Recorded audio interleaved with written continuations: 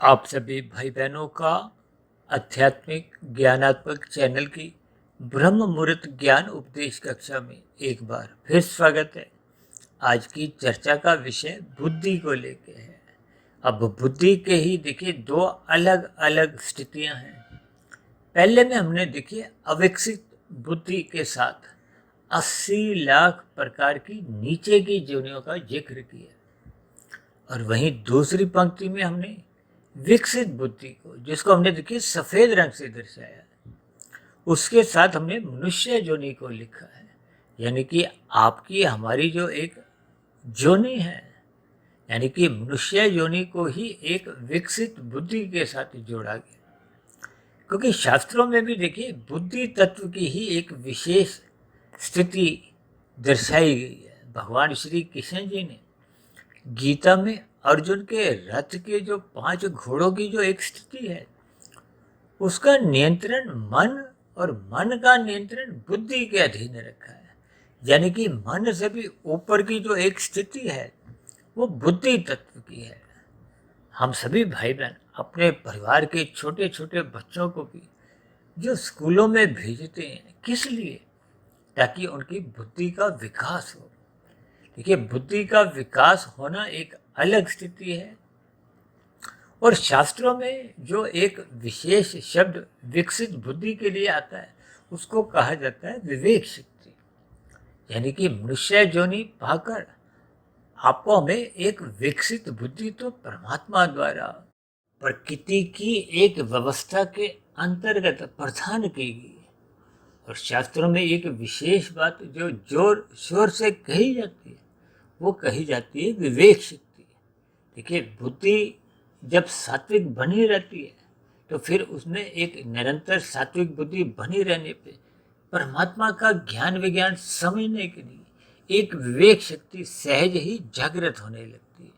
ये विवेक शक्ति जागृत होने से ही शास्त्रों का ज्ञान विज्ञान, यानी कि परमात्मा आत्मा का जो एक सजातीय संबंध है, प्रकृति के 3 गुणों की जो जो स्थितियां हैं, देखिए तमोगुण, रजोगुण और सतोगुण की सम अवस्था को प्रकृति कहा गया है। जब इन 3 गुणों में एक विषमता लाते हुए सृष्टि का सृजन किया जाता है, फिर पालन की स्थितियां और फिर एक लंबे समय के बाद इसमें प्रलय की स्थितियां बनाई जाती हैं।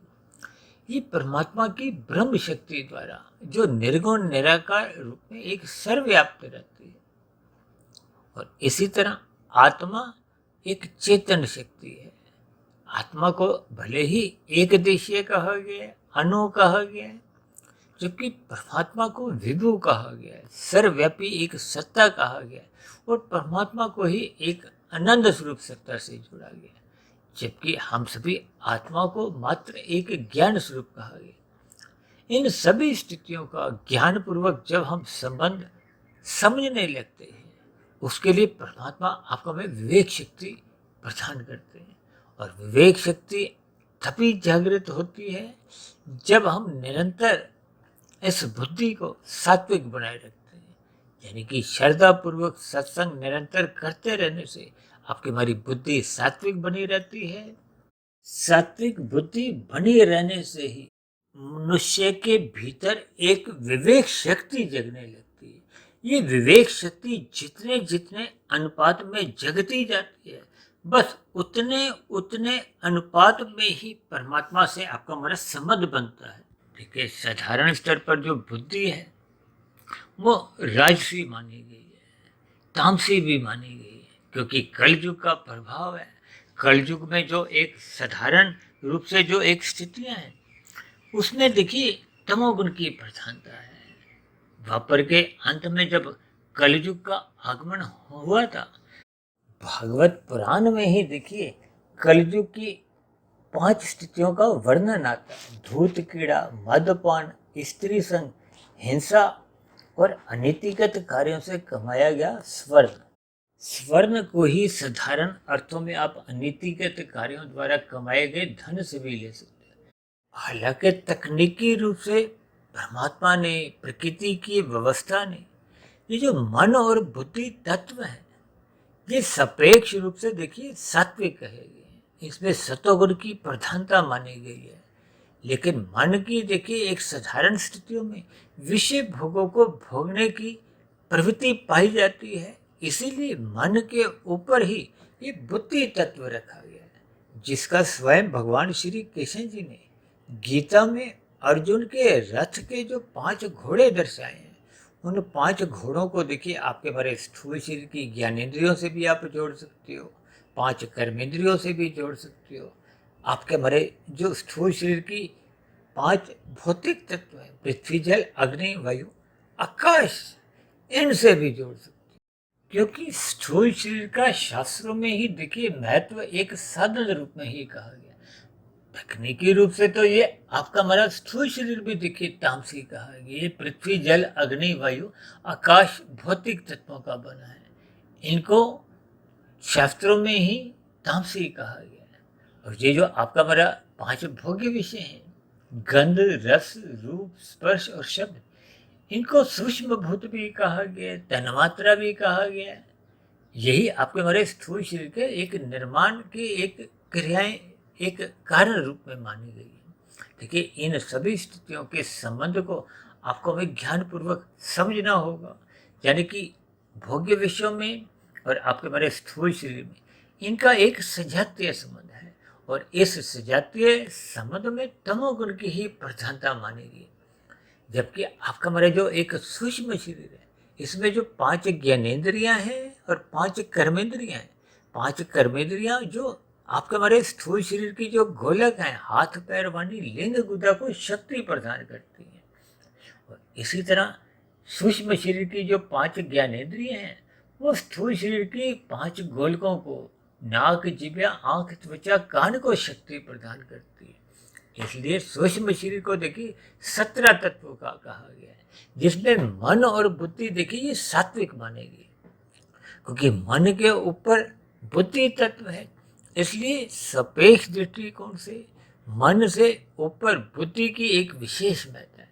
इसीलिए तो भगवान श्री कृष्ण जी ने ये जो 5 घोड़ों की लगाम है, ये मन है, इस मन को अपने अधीन में, यानी कि उस लगाम को स्वयं अपने हाथों में रखते हुए यही एक ज्ञान उपदेश दिया है कि हमें अपनी बुद्धि को सात्विक बनाना है, गुरु की आज्ञा अनुसार अपने जीवन को व्यवस्थित रखना है, अनुशासित रखना है, क्योंकि शास्त्र ही आपके हमारे जीवन को अनुशासन में रखते हैं। और दूसरी विशेष बात जो मनुष्य जीवन में आवश्यक कही गई है, वो है सत्संग करना। सत्संग करने का विपरीत सत्वगुण का संग करने से है। सत्वगुण का संग करने से ही आपके हमारी जो एक बुद्धि है वो सदा सात्विक बनी रहती है। सात्विक बुद्धि का मन के ऊपर एक नियंत्रण बना रहता है। और यदि मनुष्य सत्संग करता नहीं है तो उसकी सात्विक बुद्धि सहज ही फिर वो राजसी बनने लगती है। देखिए सत्वगुण का संग नहीं होने से फिर बुद्धि सहज ही राजसी कार्यों में रुचि लेने लगती है। ये जो संसारी विषय भोग हैं, जब इन विषय भोगों में देखिए बुद्धि और मन में दोस्ती हो जाती है। देखिए मन तो एक महाइंद्रिय है। महाइंद्रिय का अभिप्राय ये जो 5 ज्ञानेंद्रियां हैं और 5 कर्मेंद्रियां हैं, ये अपने आप में स्वतंत्र नहीं है। मन जैसा जैसा इन ज्ञानेंद्रियों से या कर्मेंद्रियों से काम लेना चाहता है, जैसी मन की इच्छा होती है। और मन यदि स्वतंत्र है, यानी कि वो बुद्धि की एक आज्ञा में नहीं है, बुद्धि के नियंत्रण में नहीं है, तो फिर मन से ही एक शब्द निकलता है मन मानी या मन मर्जी या मेरी मर्जी। देखिए ये सभी स्थितियाँ अक्सर आपके हमारे जीवन में अधोगति की स्थितियाँ लाने में एक प्रमुख भूमिका अपनी बनाने लगते हैं। देखिए जब हम शास्त्रों को महत्व नहीं देते, बुद्धि की अवहेलना करने जाते हैं, देखिए मन की जो एक स्थिति है वो बुद्धि के अधीन इसलिए रखी है क्योंकि बुद्धि लाभ हानि की स्थिति को तोलती है। यानी कि अपनी लाभ हानि का अभिप्राय क्या है कि किस स्थिति विशेष में उसका हित है। देखिए जब हम पुरुषार्थ करते हैं, पुरुषार्थ का अभिप्राय देखिए क्रियाओं से है, कर्मों से है। जो धर्म अर्थ काम मोक्ष है, इनमें देखिए ये प्रथम तीन तो प्रत्यक्ष रूप से ही पुरुषार्थ माने गए और धर्म को प्रथम स्थान पे इसीलिए रखा गया है क्योंकि धर्म का अभिप्राय सत्वगुण की स्थिति है, ज्ञान की स्थिति है।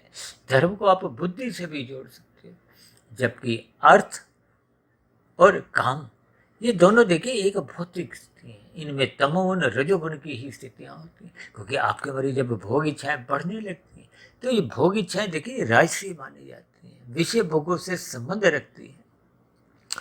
और धन कमाना अपने आप में देखिए कोई विशेष स्थिति नहीं है, यानी कि धन अपने आप में कोई खाने की चीज नहीं है क्योंकि धन या अर्थ एक ही चीज है। ये हम किस लिए कमाते हैं?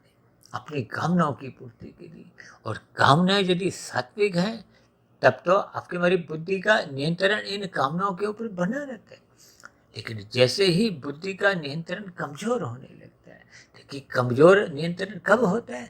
जब बुद्धि सत्संग नहीं करती, सत्वगुण का संग नहीं करती, तब ऐसी स्थिति में वो जो सात्विक बुद्धि सहज ही राजसी बनने लगती है।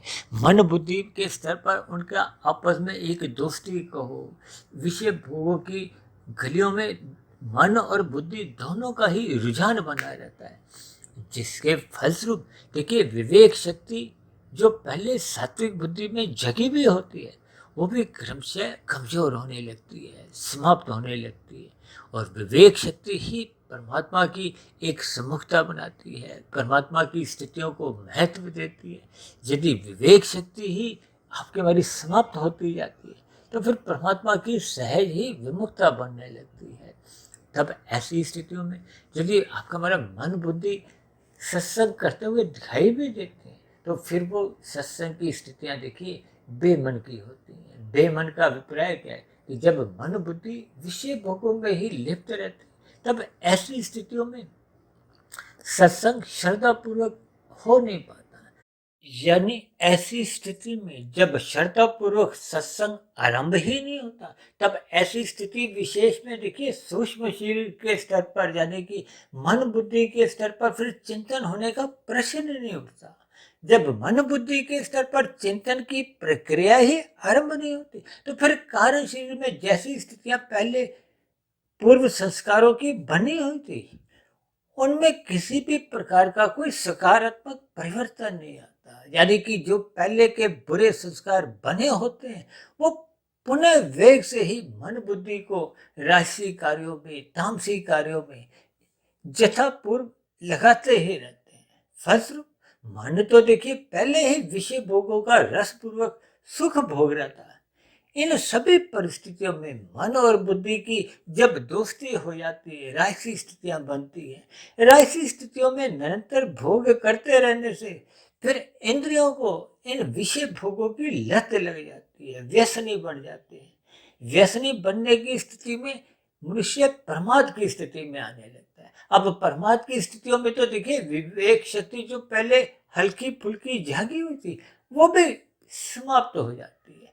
तब ऐसी स्थितियों में मनुष्य तमोगुण में कितने स्तर पर गिरते हुए पाप कर्म करने लगता है, मनुष्य को इसका बोध नहीं रहता। बोध इसलिए नहीं रहता क्योंकि सात्विक बुद्धि नहीं है, विवेक शक्ति समाप्त हो चुकी है। तब ऐसी स्थितियों में उसका पाप कर्मों का कर्मशय तेजी से बढ़ता है, जिसके फलस्वरूप देखिए आपका हमारे जो संस्कार भी बिगड़ते हैं, कर्माशय भी बिगड़ता है। तब ऐसी स्थिति विशेष में मरते समय जो संचित कर्मों का कर्माशय है उसमें बिगाड़ आ जाता है। बिगाड़ आने का अभिप्राय पुण्य कर्मों की न्यूनता बन जाती है। पाप कर्मों की अधिकता होने के कारण फिर मनुष्य की मरने के बाद अधोगति की स्थितियां बनने की संभावनाएं बढ़ने लगती है।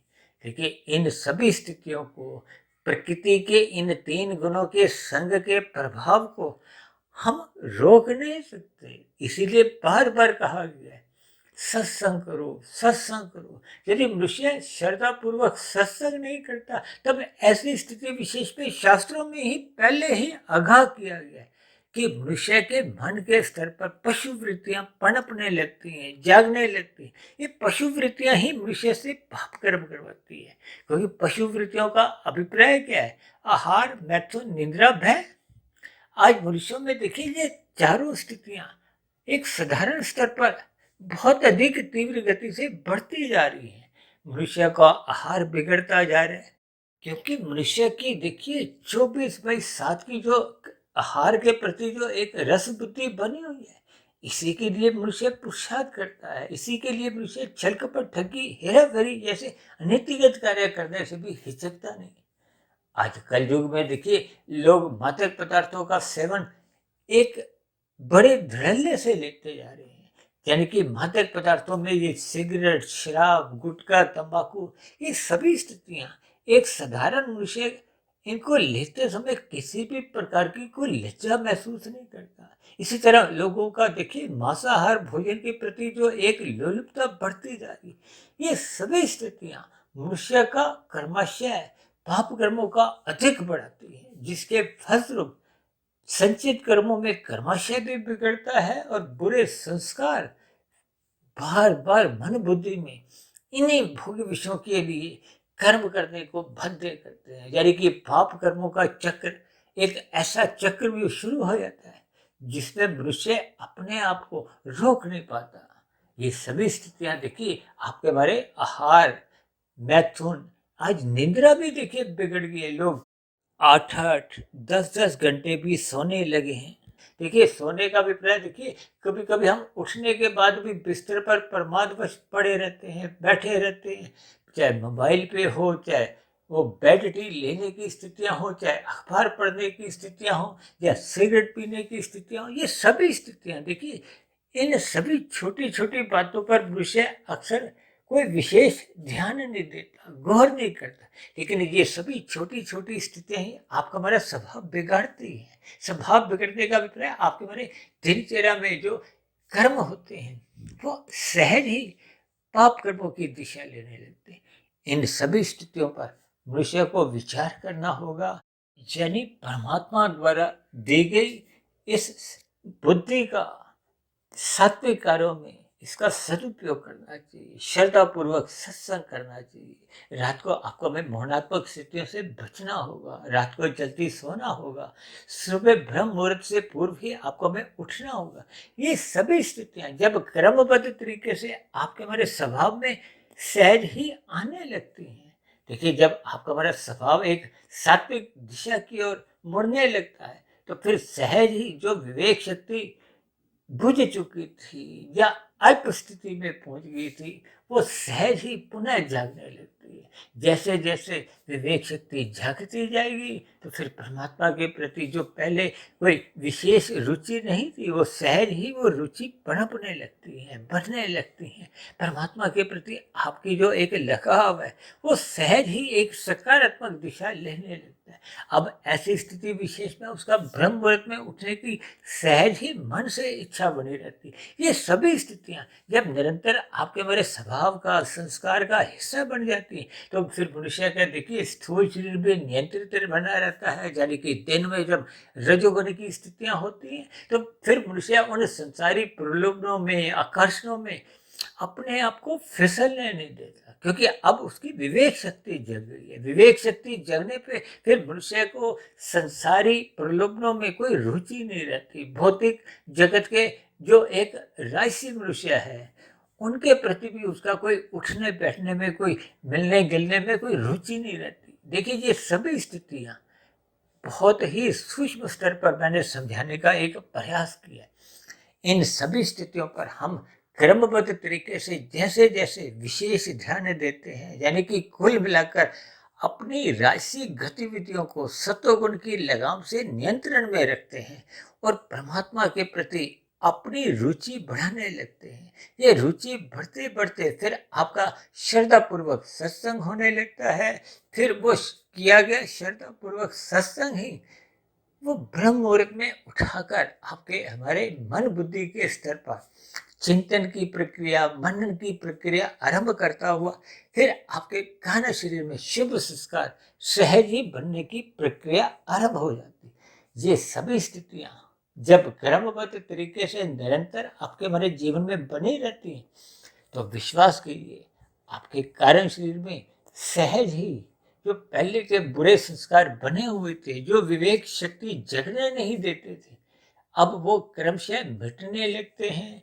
जैसे ही वो बुरे संस्कार मिटते जाते हैं, नए शुभ संस्कार बढ़ते जाते हैं, तो ये दोनों ही स्थितियों के फलस्वरूप आपकी हमारी विवेक शक्ति सहज ही जगती जाती है, जो आपके हमारी आध्यात्मिक उन्नति के दरवाजे खोलते जाती है। मनुष्य शीघ्र ही कर्म योग, फिर ज्ञान योग, फिर भक्ति योग की स्थितियों में अपने आप को स्थित कर लेता है। ये सभी योग की स्थितियां मनुष्य के कारण शरीर में क्रमशः शुद्धिकरण का काम करती है, यानी कि शुभ संस्कार बनते जाते हैं और पहले के जो बुरे संस्कार थे वो क्रमशः दग्ध बीज होते जाते हैं।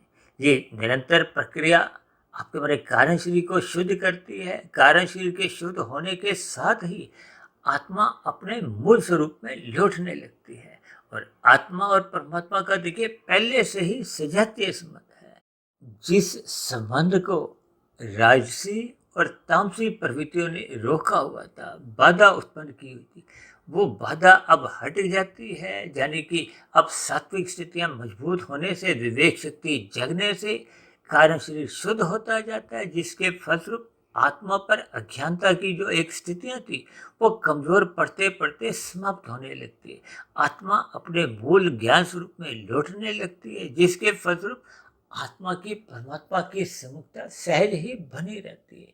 यही देखिए योग की स्थितियां हैं, यही विवेक शक्ति जगने की स्थितियां हैं, यही आत्मा का परमात्मा से संबंध होने पे एक आनंद की स्थितियां बनी। क्योंकि परमात्मा तो देखिए आनंद स्वरूप सत्ता है। हम जैसे जैसे परमात्मा की समुखता अपनी मजबूत करते जाते हैं, तो फिर आपका हमारा ज्ञान फिर आवृत नहीं होता, और उतने उतने अनुपात में सहज ही आनंददायक स्थितियां बनती जाती हैं। ये आनंददायक स्थितियां जब पूर्ण रूप से बन जाती है, यानी कि जब कारण शरीर पूर्ण रूप से शुद्ध हो जाता है, तो फिर आत्मा पर भी जो अज्ञानता की स्थितियां थी वो पूर्ण रूप से समाप्त हो। अब आत्मा मायातीत की स्थिति पे पहुंच जाती है, यानी कि स्थूल शरीर के रहते रहते फिर कारण शरीर समाप्त हो जाता है। तब ऐसी स्थिति में जैसे ही स्थूल शरीर अपना प्रारब्ध भोग के, यानी कि निश्चित सांसें लेने के बाद जब स्थूल शरीर की मृत्यु हो जाती है, तो फिर नए जन्म का कोई कारण नहीं होता, क्योंकि कारण शरीर में बुरे संस्कार दग्ध बीज हो चुके होते हैं। तब ऐसी स्थितियों में देखिए वो मोक्ष की स्थिति को हो, आनंद की स्थिति को हो, यानी कि जन्म मरण के बंधन से मुक्ति पा आत्मा को फिर आध्यात्मिक शरीर की प्राप्ति एक लंबे काल के लिए, यानी आत्मा आध्यात्मिक शरीर की प्राप्ति कर एक लंबे काल के लिए आनंदमय जीवन परमात्मा के सानिध्य में व्यतीत करती है। तो ऐसी सभी शुभ स्थितियां हम सभी भाई बहनों के जीवन में भी क्रमशः बढ़ते जाएं, ताकि हम सभी भाई बहनों का मिला हुआ जीवन सफल हो, सार्थक हो। तो ऐसी सभी शुभ स्थितियां हम सभी भाई बहनों के जीवन में भी एक सात्विक दिशा पकड़ने लगे। इन्हीं शुभकामनाओं के साथ चर्चा विशेष को अब यहीं विश्राम देते हैं। शाम को फिर मिलते हैं संध्या बेला ज्ञान कक्षा में। तब तक आप अपने आध्यात्मिक में सुधीर भाटिया फकीर को इजाजत दें। फिर भी वीडियो संबंधित आपके मन में कोई प्रश्न उठ रहा हो, कोई मेरी कही गई बातों पर आपको किसी प्रकार की कोई आपत्ति हो, शिकायत हो, तो आपके प्रश्नों के साथ साथ आपकी शिकायतों का नीचे दिए गए कमेंट्स बॉक्स पर सदा ही स्वागत है। वीडियो को श्रद्धापूर्वक, धैर्यपूर्वक, एकाग्र भाव से सुनने के लिए आप सभी भाई बहनों का बहुत बहुत धन्यवाद।